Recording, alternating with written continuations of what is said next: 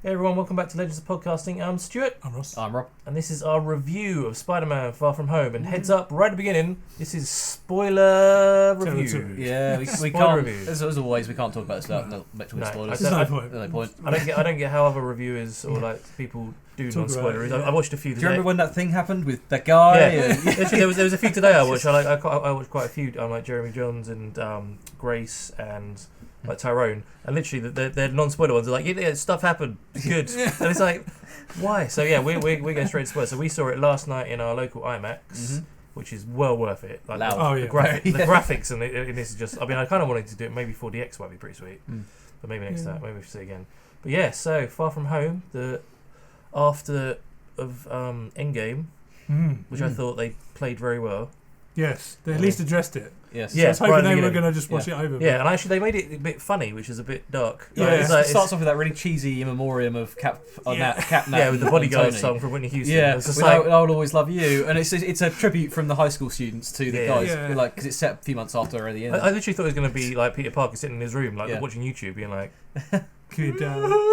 like But they play the snap and the unsnap, or the blip as they call it in this. the blip, pretty well, because you see it all happening in high school. Yeah, the bit with the band. So 5 years later, when the band comes back and someone just gets smacked in the head by a dodgeball, and it's playing basketball. It's just like, that was hilarious, funny. and the whole thing about that Brad guy.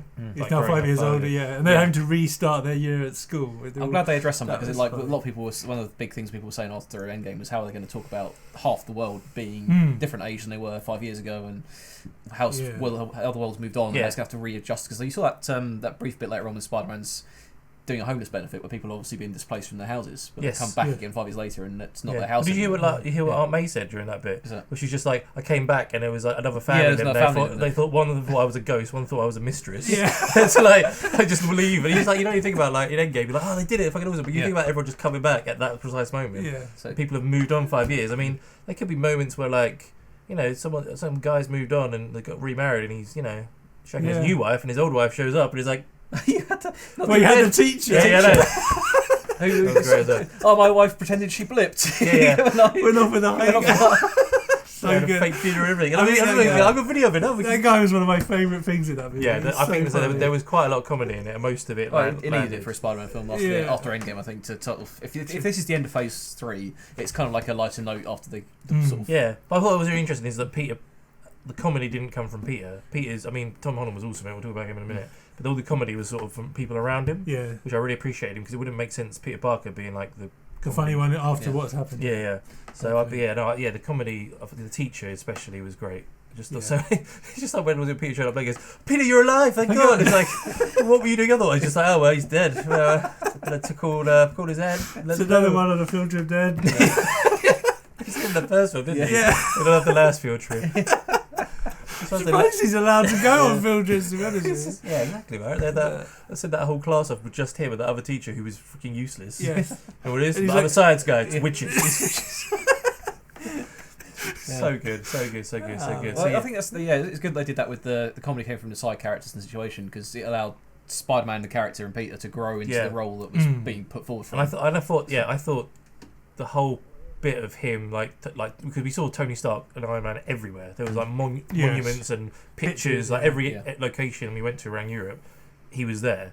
And even like you see it in the trailer, and he says in the movie, like, everywhere I go, I see his face. It's because he is literally everywhere, and it's just like, and I thought it was very potent a bit in the charity when they're like, oh, you the next Iron Man, you're gonna take over, you like the leader of the Avengers now, and he's just like freaking out. He's like, I'm a kid, not interested in doing that. And I actually liked that story arc of him going from, I know he's got the whole with great power comes great responsibility, but he's like done that, he's saved the universe, and now all he wants to do is just have a break because he's a kid and like go on vacation and go try and get with Mary Jane, and even to the point where after he gets recruited in by Nick Fury and Mysterio, he's in that opera and he's in two minds whether to go or not. He's still like, I kind of still want to stay with MJ kind of thing. I thought that was like really good from a, not about to being in that situation trying to save the world or like be with a girl, but you know, it's like you want to be, if there's a girl there you like, you want to be with the girl. Nothing else really matters. Well, it's that, and growing up I think was one of the themes that was in that, because he's obviously had to step out the shadows and become the Avenger that because Nick says to him,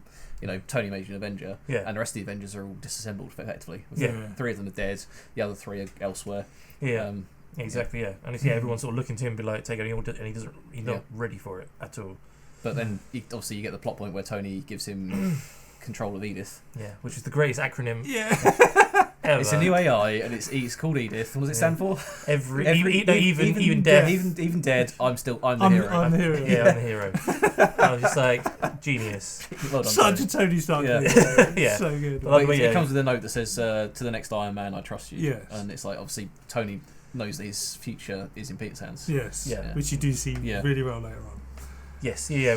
But and I thought it was quite good as well because one of the reasons that Tony in Endgame came up with time travel was because of Peter, because he was like, nope, not going to do it. And then he obviously picked up that picture, saw him, and he was just like, I failed this kid. I need to bring him back, and he obviously sacrificed himself at the end to save him as well as his family. So I was just like, it's just so well done, man. Like lots of people when I complain that Iron Man was in Spider-Man too much, like in Homecoming, and too much of his life, but it's just such a payoff now. Yeah, is ridiculous. It's just like, I see why you did that now, because now it's absolutely amazing. Because it also ties into the villain as well. Same as Vulture, but Mysterio was the same. So let's talk about. Let's backtrack to the Elementals. Yeah. What do you think of them?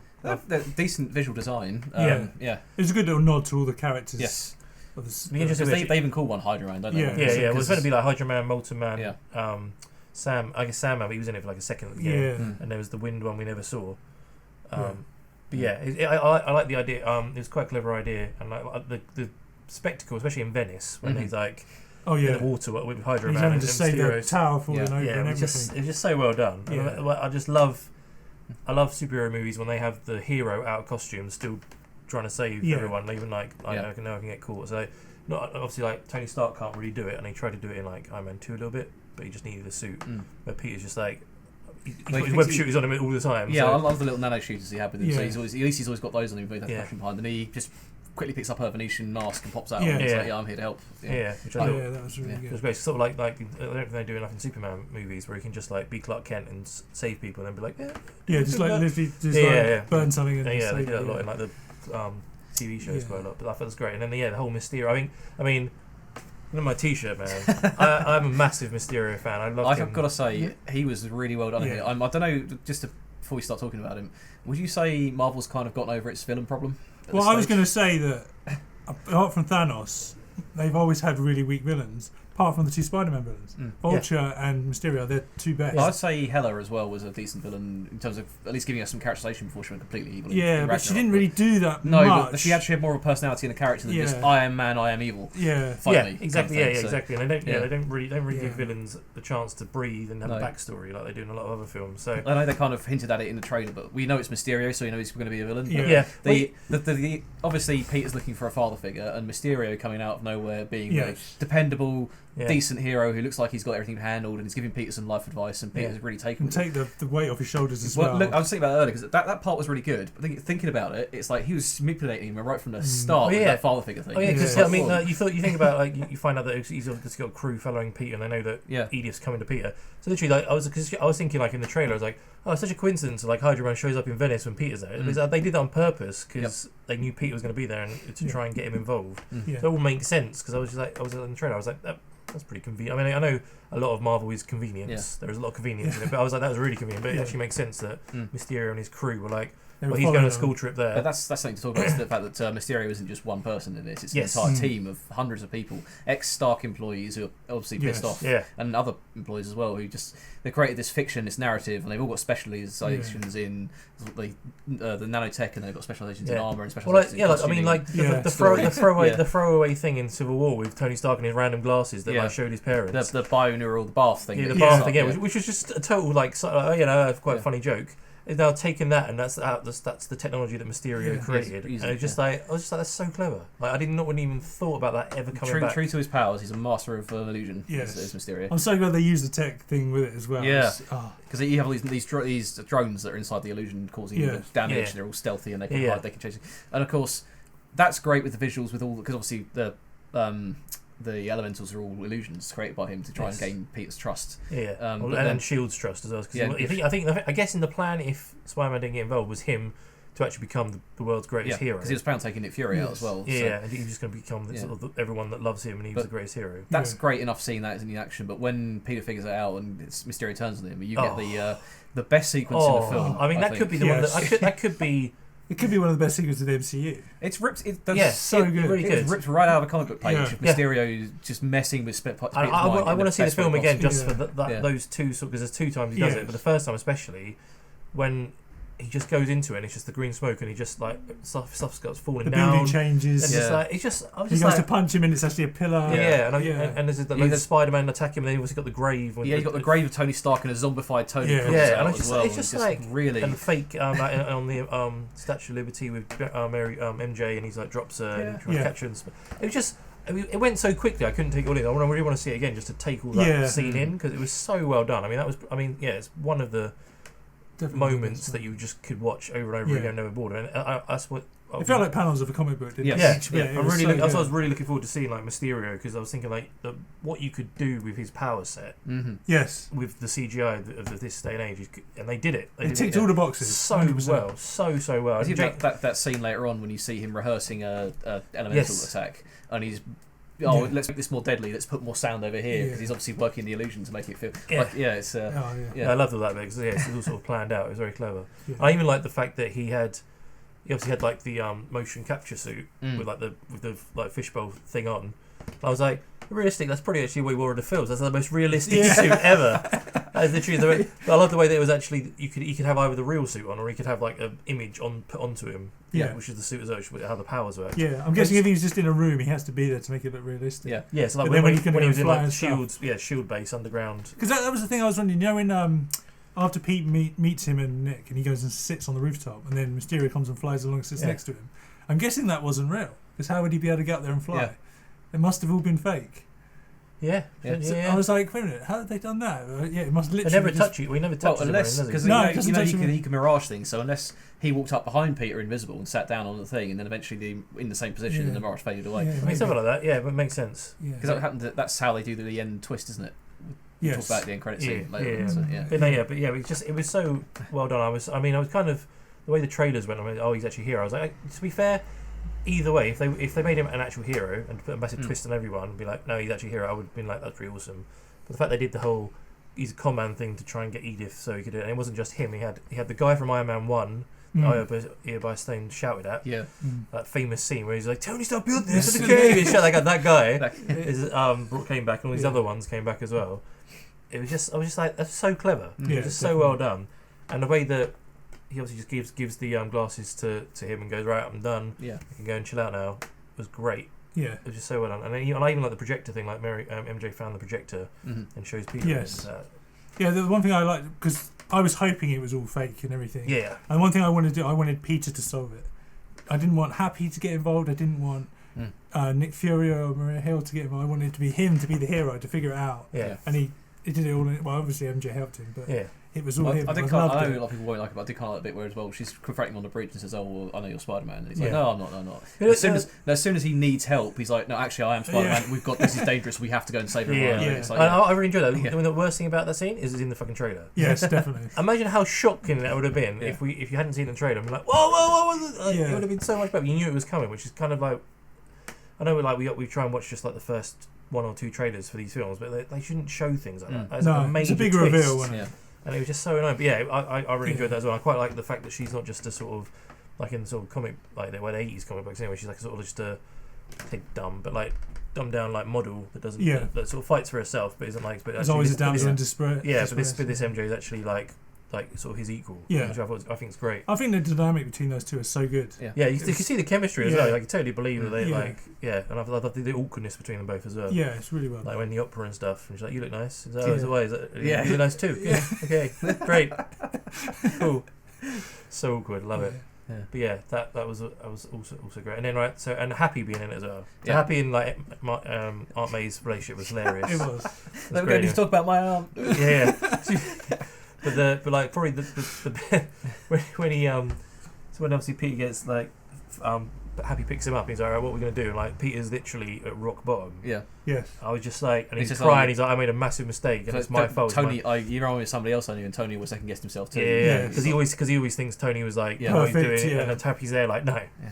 No, that isn't exactly not. I'm wondering, I'm just thinking about it. And then the bit where he's like, let's go and kick his ass. He goes, all right, you need a suit. And he goes, I've got something. Yeah. And he just starts There's doing... like a fabrication lab in the back of the plane. And he just starts doing the moves like Tony Stark does. And he puts his hand into the web shooter. I was just like... Happy looks at him and he's like, what are you looking at? He even does the zooming in and then he flicks it exactly what Tony does. It's just like... And Happy's face when he's just like nodding. Which is so good because when I first saw that, I didn't think of Happy. I was thinking of actually him as the director of Iron Man 1 going, I've picked the right Iron Man for my movie. I'm there thinking going, this guy is a replacement for Robert Downey Jr. That's how I saw it when I watched it, and then he's like, by the way, I've got some good music for it as well. He turns on the AC/DC and just Peter goes, I love Led Zeppelin. I know, but it's just so perfect because we haven't heard that since since Avengers. I think Avengers. It's just looking at him making a suit as well. There's lots of little Easter eggs when he pulls the holographic display up, and you see Tony also had some ideas as well. But then Pete starts building his own one. It's like he's taken on the first red and blue suit in the first Homecoming was Tony's gift. And along with the Iron Spider as well. But this one is one that Peter's made. His everything that he needs. Even because he knows he needs to shoot out these drones, so he makes that electrical web. And he ups the voltage and stuff and all that. So just so. And the parachute, he knows he's in a plane that he's going to have to jump out of. It's like there was. I know a lot of people complained about the AI that was inside his suit as well in the first movie. What it's called.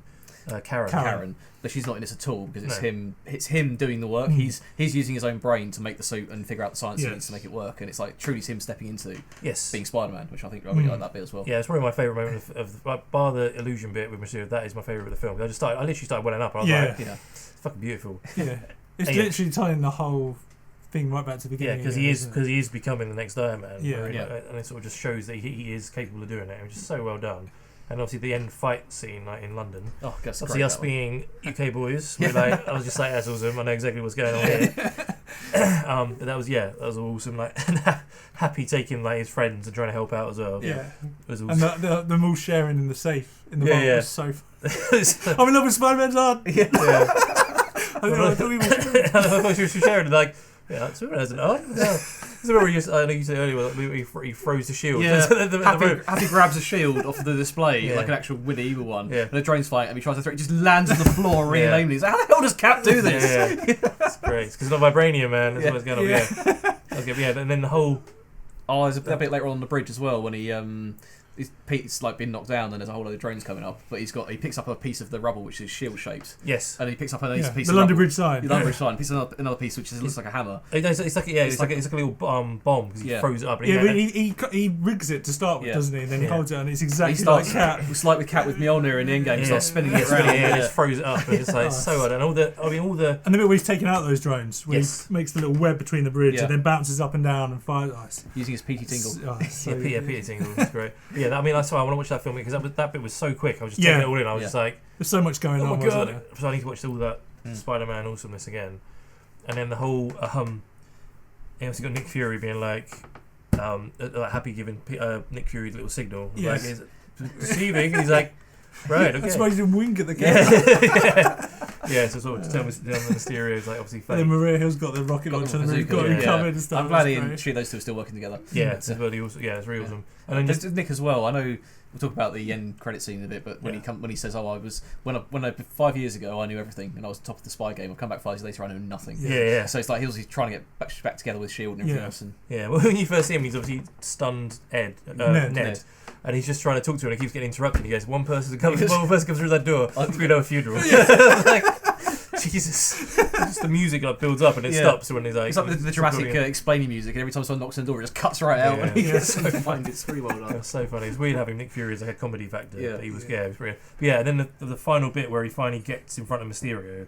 Yes. And then you whispered it to me in the cinema. He goes... He better close his eyes. No, it was the first time we saw him getting beaten up. Yeah, first time Mysterio got him in that trap, and I was like, he better close his eyes and beat him that way. Because the great thing about it is, like, a lot of people complained in Homecoming, he didn't have spider sense. Yeah. In this one, he uses it to beat the bad guy. So it's like they was like, let's write it into the story this time. Yeah, see, Mysterio uses the illusion again to try and trick people. He just obviously uses spider sense to dodge everything. He closes his eyes and just goes for it. It's so well done. Even the scene, it's just like a corridor. Yeah, you just jump in and it sort of flicks between the illusion and then the real world. Yeah, it's just so well done.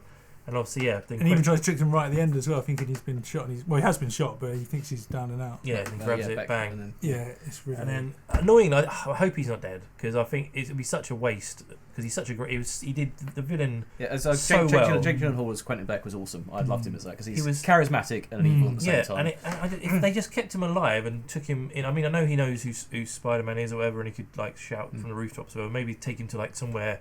Some shield facility like the Raft or something where no one's gonna listen to him. You could then build up the Sinister Six so easily. You've already got Vulture, well, that's Mysterio, the thing. Scorpion. There's three there already. I do hope that Beck isn't dead, but at the same time, the team that made up Mysterio is still out there. Yeah, and you see at the end of the film the guy from Iron Man 1 taking downloads the tech onto a thumb drive and runs away. Yeah. So it's a hell of a thumb drive. All that tech as well. I mean, geez, what size is that thumb drive to take all that? All that 5 years into the future, you're talking about 20 terabytes. Yeah, true. Yeah, with a USB F. Yeah, but obviously anyone on that team can be Mysterio. Yes. And they could even wear Quentin's face if they need to really mess with Spider-Man in the future. So all you need is somebody to be. That could be quite good because that could really confuse Spider-Man. He's like, wait a minute, you're dead. You're dead, yeah. And he's like, wait a minute, and then you find out it's not him. Keep the illusion up of him going like, is it him? Isn't it him? The entire time that really mess with Peter's head. Yeah. So that'd be good. Very true. Yeah. So I'm kind of looking forward to see where they take that. That could be. Yeah. Especially if that tech becomes a recurring plot device in Phase 4,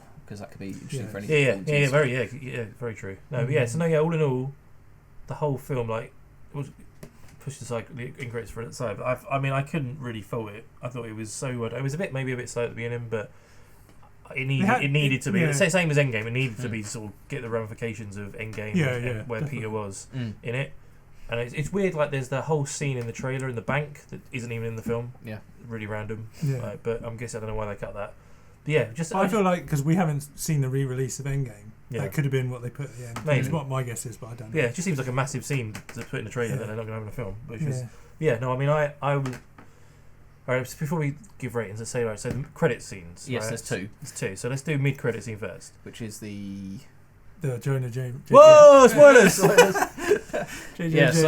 After swinging MJ around, who says she's never going to travel by web swinging again because she's terrified of it. It's fucking brilliant. He drops her. Oh, he drops her and he's like, whoops, sorry. Genius. He drops her off in the middle of New York, and there's a big flash up on the screen. It's a bulletin from the popular web series Daily Bugle. It's a web series on newspaper. Well, taken straight out of the PS4 Spider-Man game, which he then played. It looks like he swings past it as well. So. Yeah. It's awesome. The game, play it. It's awesome. That's where they go with it in that. Yeah. And it's J. Jonah Jameson, and of course played by J.K. Simmons. How could you not have it? I think I yelped a little bit when that happened. I'm not gonna lie. I think I made a noise. I was in shock. I couldn't react. I was just like, what? What a secret to keep. No one you guys know because you've seen the film. Yeah. But no one else knows that he's back as Jonah Jameson. Yeah. And what a massive arc for him, man. When did the Raimi films come out? 2001. Yeah. The first one. Yeah. So it must be at least over 10 years since the last one then. Was it the third one now? Yeah. 2007 was the last one. Okay, so 12 years ago was the last time we played it.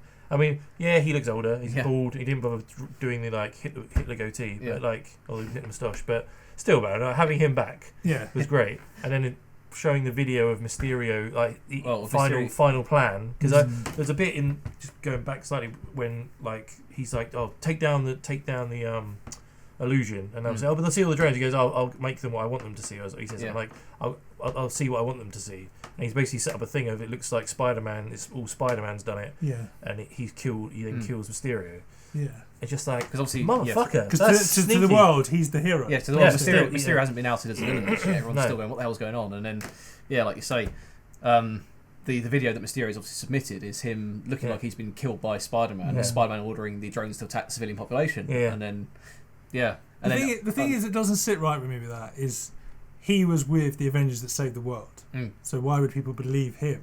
He's this new guy. If Spider-Man goes, no.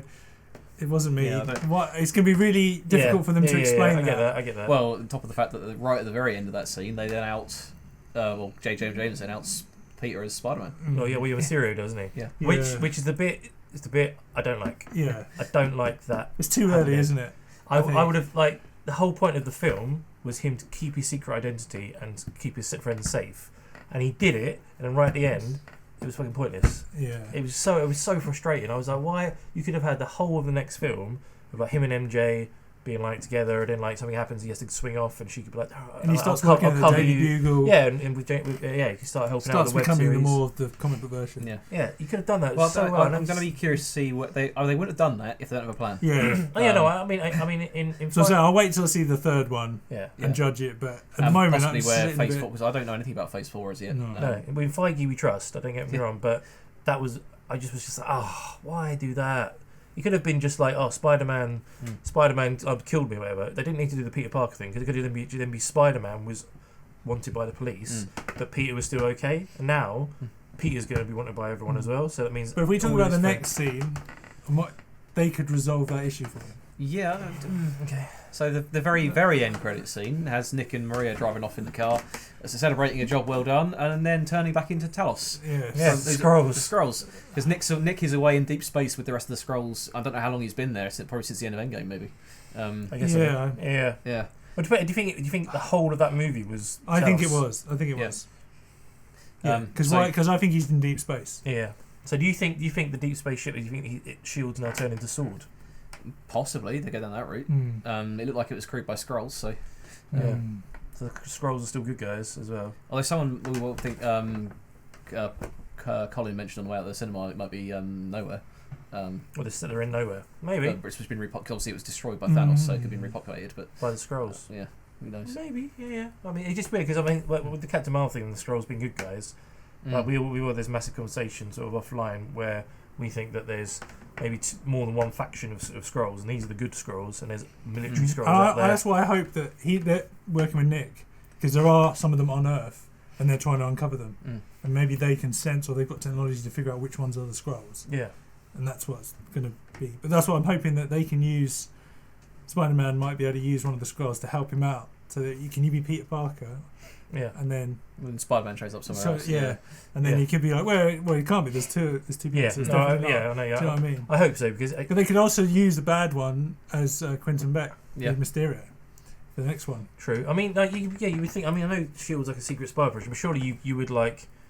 It's still government funded, right? So the government could come out and go, no, actually, Quentin Beck was the bad guy. This is all bullshit. Remember, Spider-Man saved the world. This is fake news kind of thing. But it's kind of it was a very strange. It was awesome. J.K. Simmons being back at Jonah Jameson. Yeah, and I loved it all the way up to like them framing Spider-Man is cool because Spider-Man could be like hated by the. He's city, always decided as a menace. Which is all. Yeah. But I don't like the fact that now Peter's hated as well. Like Peter's going to be on the run. Mary Jane, Aunt May, they're all going to be on the run. Yeah, it was just like I don't know. It was just frustrated me. I hope.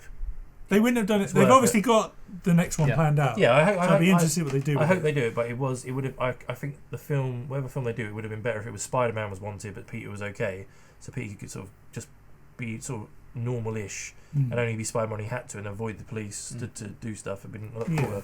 But yes, the ending. So the ending. He's in like it looks like I thought it was Tahiti. I honestly thought at one point I thought he was going to turn and look and Coulson was going to be there. And I was like, oh shit, that's awesome. That would have been great. Flashing into Agents of Shield. Yeah. But yeah, so he sort of came out really randomly in this massive ship full of Skrulls and just like someone's stolen my shoes, and that was it. And it was like, what? That felt like it was a scene from another film. So yes. Either Guardians 3 or Captain Marvel 2 or something. Yeah. Like at the end of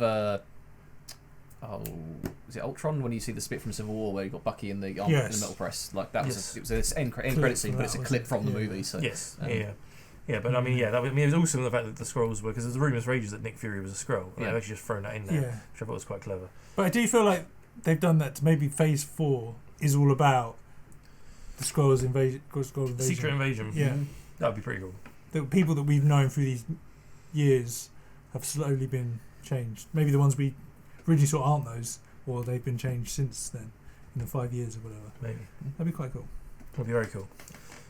So I mean that's pretty much us. I mean, where would you guys? What do you think about the film festival? And then where would you rate it with all the other movies? It's the best Spider-Man movie made. I think it's better than Homecoming, although I still love Michael Keaton's Vulture. Yes. The spectacle, the Spider-Man story in itself was good. It's high in top quarter of my my Marvel movie list. So. I think it's 4th for me in MCU. Infinity War, Endgame, Iron Man, Far From Home. Really? Then Winter Soldier. I'm about to say, where's Winter Soldier? That's still probably my... Yeah. I say it's my favourite, but still the one I watch the most, I think. No, I agree. I think it's... I mean, I love Homecoming anyway. I know you guys, you don't... You it's got some issues. But I mean, I love like Michael Keaton. I thought he was great, but... yeah, I think the... So out of Vulture and Mysterio, which one was the better? I think Mysterio was the better villain. Yeah, exactly. Yeah, but I did like the personal twist with Vulture at the end. Yeah. No, but I love the costume Vulture has. There's that one scene in Homecoming I absolutely love where he's just dropped the building on top of Spidey.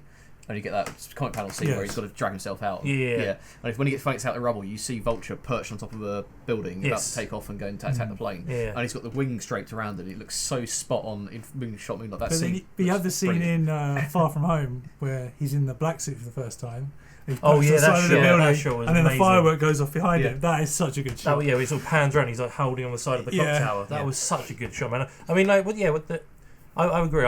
It's definitely. I want to go and see it again, which means it's a good film because quite a lot of Marvel movies, or I'm just like, I've seen it once. I'm like Ant-Man and the Wasp. Even though I love Ant-Man, I don't need to see that again. And like a few others. This one, I was like, I really want to see it again. Yeah. Same as Endgame, Infinity War. I'd say the only thing it missed, which they had a little bit of it, but I want to see him swinging around Manhattan. Yes. We haven't seen Tom Holland Spider-Man do that yet. Yeah, no, I get it. That's the only thing I feel like. If I could have changed anything, I wouldn't have him going around Europe. I'd have it just all set in Manhattan. That's probably the only thing I would change if I could change anything. Yeah. No, it's I mean, like every person who plays Spider-Man games, you just end up swinging around New York. You don't even do the mission. You just want to swing around New York. So they need to have like I mean, it was cool him seeing 20 minutes sort of flying through that building. Yeah. Gliding through and that kind of stuff. It's just I want to see more of that. Yeah. Definitely, but no, I agree. I just love the CGI of swinging like around. So just to do that, or even have a fight where he's swinging around a lot more. Sort of like it's something that was missing with like the potential that you could have with the Vulture fight. He was flying through the city and he could be swinging around trying to grab it. They do it a bit in Infinity War when he's chasing Doctor Strange. He sort of swings around chasing that. Who the fuck's the guy? Maul. Whatever his name is. Anyway, but no, I agree. It's a very good film, and I look forward to this. I mean, what do you think? What would you like to see in the next one? What villain? Well, they're obviously building Sinister Six, so it's going to be something close to home. I think it's too soon to do Doc Ock again. I think Doc Ock, if they're doing the 6, he'll be the last one. Yeah, and won't be Doc Ock. It will be Master. Not Mastermind. What was it called? Master Planner. Oh, okay, yeah. Where you don't know who it is, and there's a leader that's controlling them all, and then you find out at the end that's Doc Ock. Because the Raimi films, you already had Goblin and Sandman, Venom and Doc Ock. They can't bring Venom. Lizards. Venom's already been. He's got Tom Hardy's solo thing going on, so that's out. Lizards, if they did in Amazing Spider-Man 1, terribly. Electro. They could terribly. They could bring him back properly. And Green Goblin again. I kind of want to see. I mean, like one of my favourite. Rhino. Oh, they did Rhino. Yeah, it was only briefly. Like I say, sorry to anyone that likes the Garfield movies, but all the villains were done so badly in those films. The stories were not that great at all. No, the suit looked good in the second one. But I think, I mean, my one of my personal favourite villains from the 90s cartoon, maybe because it's voiced by Mark Hamill, is the Hobgoblin. I'd love them to do the Hobgoblin as a character because they've done the Green Goblin twice now, and he's great, and I love Norman Osborn, and maybe bring Norman Osborn in as Norman Osborn. Did they mention him at all in any of these? No. Well, apparently, listen to other reviews. Apparently, the building he flies through at the end was meant to be, when he flies up the other side, was meant to have Oscorp on it, but they apparently took it out. Because Oscorp should definitely be in that city somewhere. Because that building was meant to be where the Avengers Tower used to be. And they knocked it down and changed it or something. Okay. Apparently, I've read it or listened to it somewhere earlier today. Yeah, I think Hobgoblin would be a good choice. Because that's the other thing I'd probably change is I've always, even though I like Ned, I would prefer if that was Harry Osborn. Yeah. Do you know what I mean? I think they sort of sidelined Ned quite a lot in this film because he was a lot more involved. He was more like, I love Betty. Well, the guy in the chair was Nick. Maria, so he was. Probably Spider-Man's more advanced than he was in that, so Ned's a bit under. Yeah, and they sort of sidelined Flash quite a lot as well. I think like Brad took Flash's place as being the dick. Yeah. Which is kind of, but I mean, Hobgoblin I don't mind seeing. Hydro Man's been in this one sadly, but Hydro Man would have been cool as just a normal. Well, they teased Shocker, didn't they? In the Scorpion. He was in Homecoming. Scorpion. Yeah, he was teased in the Homecoming was Scorpion, so that would work. Oh, okay. You could also have Jameson, because Jameson is the one that in the 90s cartoon that creates him. That could be a good way of doing it. Prowler. Yes. Who Miles Morales' uncle was obviously played by Donald Glover. Maybe. Yeah. So maybe he could have. He'd be 5 years older. Maybe he didn't get blipped, and then he's 5 years older. I mean, the other one you could bring in, kind of maybe using Mysterio's technology, but maybe not the next film, is a comedian. Yes.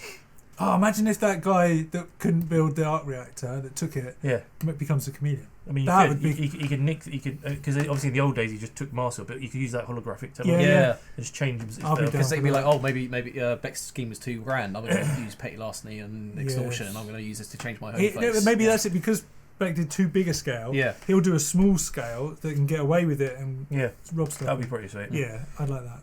But so there's I mean, the great thing about Spider-Man, he's got, like, similar to Batman, he has such a great rogues gallery. So many villains to choose from. But I am glad they finally done a Mysterio, because I've always wanted. And they did him right. I'm not. There's nothing about that I would ever change. No, the way they built him up. Apart from maybe have a skull in the. No, I hate the skull. No, I like the skull. I don't like having the skull in the head. I like just having a fishbowl head. I quite like that. Probably my favourite scene, like in the film, but a happy scene, is the bit where he has the illusion thing, and it's Mysterio's head, and the city cut's coming up, and he picks his head off. Yes. It's like a snow globe. I was like, as well, beautiful. You see, the fishbowl is a bit like the Iron Man helmet when it goes off, the nanotech helmet. Yes. And then you have the blast coming from like a Doctor Strange looking sort of sigils. He's obviously been looking at a lot of superhero stuff and copied their stuff. Definitely, to help the illusion sort of come. Because I thought the cape was very much Thor-like. So it's like, he's. I love that big. Do you want me to steam your cape? Yeah, I've ever been the Queen of that. I was like, you're so good. Anyway, we could talk about it for hours. I mean, bottom line, recommended. Good film. Highly recommended. Well up there with some of the greatest MCU films. Interested. I was like, after Endgame, I was like, well, where are they going to go with Phase 4? But now I'm kind of curious to see what they're going to do. Yeah, I am as well. I kind of thought. I was kind of thinking, like, after Endgame, I can't ever hit that height again. And it's just going to be whittling films, and then at some point it'll finish until X-Men and Fantastic Four come into play. It's never going to hit that high again, but I mean, Spider-Man's done it for me. So, awesome.